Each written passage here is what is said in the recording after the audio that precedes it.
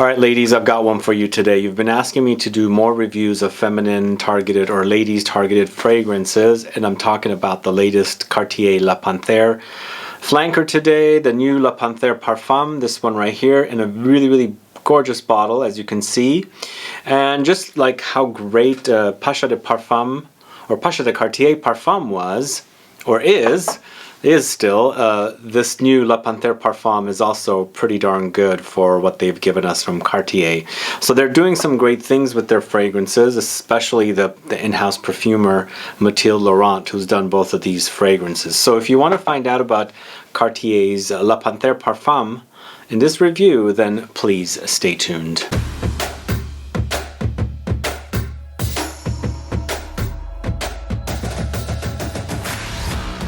Thanks so much for tuning in. This is Sebastian with Smelling Great Fragrance Reviews. Yes, I'm talking about a ladies or feminine targeted release today from the house of Cartier. And this is one of multiple different flankers for this particular line of fragrances, which was originally launched in 2014. A few years after I started doing reviews. I was never really a fan of this line. Even though I'm fine dabbling into feminine targeted fragrances, I just really didn't get into this particular series of fragrances. But recently, someone who works with Cartier and someone I know who works with Cartier and Chanel fragrances gave me a few samples of this, and I was like, wow, that's pretty darn good. Reminds me of some classic fragrances that I remember smelling on Mom or some friends of her. So I want to review it, even though it's targeted to the ladies, obviously. So today I'm going to let you know all about Cartier's La Panthere Parfum. But before I do, if this is your first time tuning into my channel and you still haven't subscribed, please do click the subscribe button below and also click the bell so that you'll be notified for future videos and giveaways. So when it says parfum, it's not eau de parfum. It traditionally means the highest concentration of perfume oils.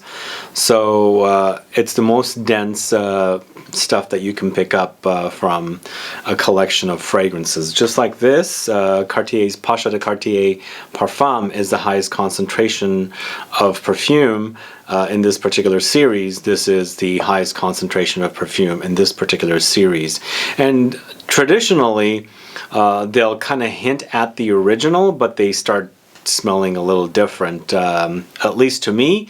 But here, I'm not going to talk much about the original releases of this line, and there's many of them. There's so many different ones. I was looking at different flankers that of this series, and I see a ton of them. And all the bottles are somewhat nice looking, but this bottle, to me, is beautifully gorgeous. I think it's really a beautiful, gorgeous looking bottle. Feminine bottle, but it's really nice to look at. It seems very Art Deco to me, and expensive. Anyway, this is a 2020 launch. 75 ml bottle is $138. And the perfumer, once again, is Mathilde Laurent. She's the in-house perfumer. And I think she does some really good stuff here. I mean, both of these fragrances, Pacha de Cartier Parfum that launched earlier last year, and then, of course, this La Panthere Parfum later last year. Both of them, she did some great things. I think initially she created the very original La Panthere from 2014, but she hadn't created the original of Pacha de Cartier. So she took on this particular project because I believe the original was created by Jacques Cavalier, and then she took on her own creation and changed it up for the Parfum version of this fragrance. The notes are apricots, Osmanthus, Gardenia, Musk, Chypre Accord. I took the notes off of a few different websites because Cartier's website doesn't really give you a notes breakdown, and they focus on saying accords rather than notes. So in the end, this is a Chypre fragrance, and I like this particular genre. If you don't know this particular genre, you might do some searches on my channel and find out what the Chypre genre is all about. Typically in a Chypre genre, you have the notes of bergamot at the top, labdanum in the heart, Oakmoss in the base. Sometimes you'll see roses and patchouli added to this particular genre of fragrances as well, but in this case, no. And also, with the whole IFRA thing, which they've outlawed Oakmoss. Oakmoss is very, very controlled, and you can only use minimal amounts. And this is the latest information I don't have. So this was up to last year when I did this video on Chypre fragrances. At least up to that point, you could only use a minuscule amount of Oakmoss. So perfumers and brands are now working with other notes to create the accord, the Chypre accord.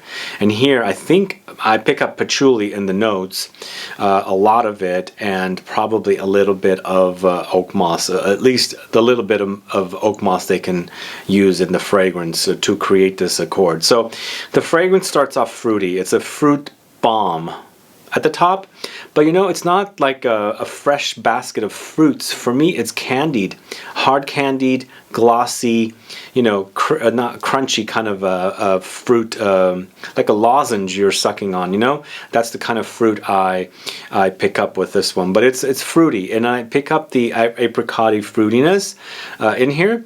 But I personally think it's an accord created from the Osmanthus note. I don't think they're using the real apricot as a note, but you do pick it up, and you know, it hints at apricots for sure, but you also get like nuances of like other stone fruit like peaches, maybe nectarines, but it's mostly more like an apricot-y kind of combo of those kind of notes.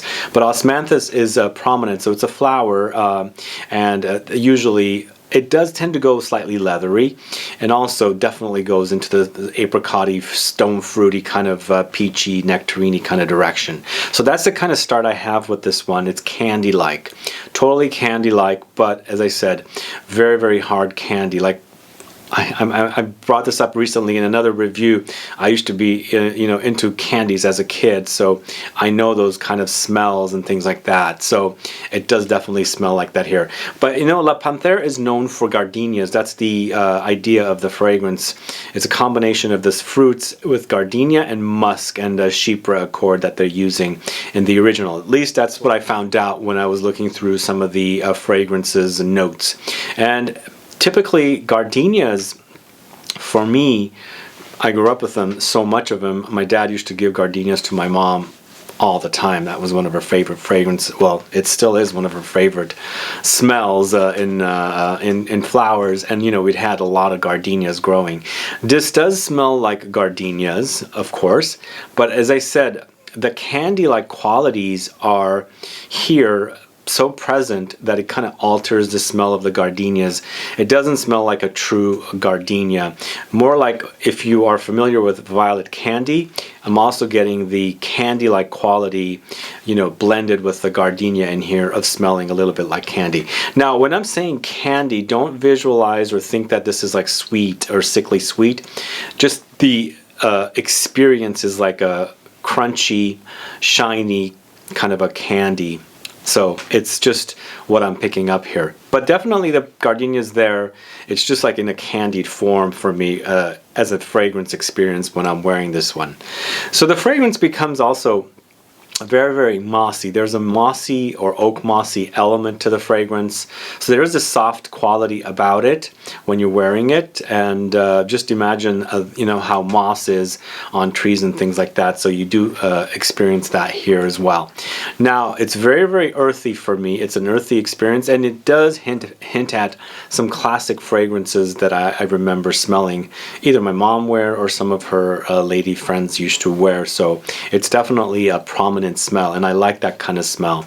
And it kind of is a throwback to 80s or maybe even 70s kind of fragrances. I just remember my mom and her lady friends wearing shoulder pads, you know. Kind of reminds me of those kind of smells that the ladies used to wear. So it does have a classic touch to it, and it might seem a little mature than some of the other versions of this particular fragrance. Now, that's not a bad thing to me, because I love vintage fragrances and I love the idea of these kind of fragrances. So the smell, the actual smell of this fragrance is quite beautiful. It smells great, and it's almost a year now that I did these videos on Chypre fragrances, and in comparison to some of those, this does remind me of those fragrances. One of them for sure is Chypre, or I think that's how you say it, Chypre from Mugler. Another one is Vengeance Extreme from Juliet Has a Gun. So it does hint at those kind of Chypre-like fragrances, but this one definitely has the more prominence of the candied fruits like apricots, and also the slight candy like quality of the gardenia that's present here. Is it a good fragrance? You know, it's a great release. I think this is a great release, just like this one. And you know, as I said, the throwback to the 80s, the shoulder pads, the fragrances then were much bigger. This, even though it's a parfum concentration, it doesn't act like those kind of fragrances that I remember smelling, because even though this has great longevity, it has really, really great longevity as far as longevity goes, it's not loud. There's not a big loudness to it. It doesn't project too much. So there's a subtlety about it that comes with its longevity. Now, some of you, this whole you know, projection thing and smelling it from far away, it varies from people to people. You know, some people are much more sensitive to smells than other people. For me, this is not loud in comparison to a lot of loud fragrances that I'm familiar with. But as I said, the ratio is different with other people. Some people might think this is really loud, and they haven't had the experience with really extremely loud fragrances. Even though I personally think it's not the loudest fragrance experience, as I said, I think it's a pretty nice fragrance that Mathilde Laurent has created, and kind of like hinting back at these particular throwback you know, vintage style fragrances, because I feel like this leans classic, much more classic than the previous fragrances or versions of this particular series. But you know, it has that youngness, because when I think about candy and fruits and things like that, that actually adds a little bit of a more younger touch to the fragrance, even though it's kind of hinting and it's a throwback to the classics. Now, I'm saying 80s because this is when I experienced these kind of fragrances, but I think this particular style dates back to the early 1900s. You know, we discussed this topic of Chypre fragrances in a Chypre video, a long format Chypre fragrances video I did with Dana. If you're curious to learn more about this particular style, go check that out. Chypre basically means Cyprus, but it also doesn't mean the cypress tree, it's the island of Cyprus. So that's an educational video if you want to find out more about that. But for me, I think this is a great release. It's one that I would actually give to my mom. She would love this one. And again, it's classic, but still has modern touches. It's kind of a throwback to, I'm saying 80s again, but I think it could be a throwback to whenever the era of Chypre fragrances started. And especially for the fact that it's got this beautiful Art Deco bottle here, I think it's a great throwback to all the different eras of when this particular fragrance style was prominent and being, you know, worn. Anyway, that's my thoughts on this. It's La Panthere Parfum from the house of Cartier, a fairly new release, and I think it's definitely recommended. Those of you that like the vintage style fragrances definitely should check this one out. Those of you that like this whole Chypre style of fragrances featuring bergamot for top notes, labdanum for heart notes, and of course the Oakmoss and the base notes should check this one out as well. And those of you that love to collect gorgeous looking bottles, as you can see, this is a really, really beautiful bottle.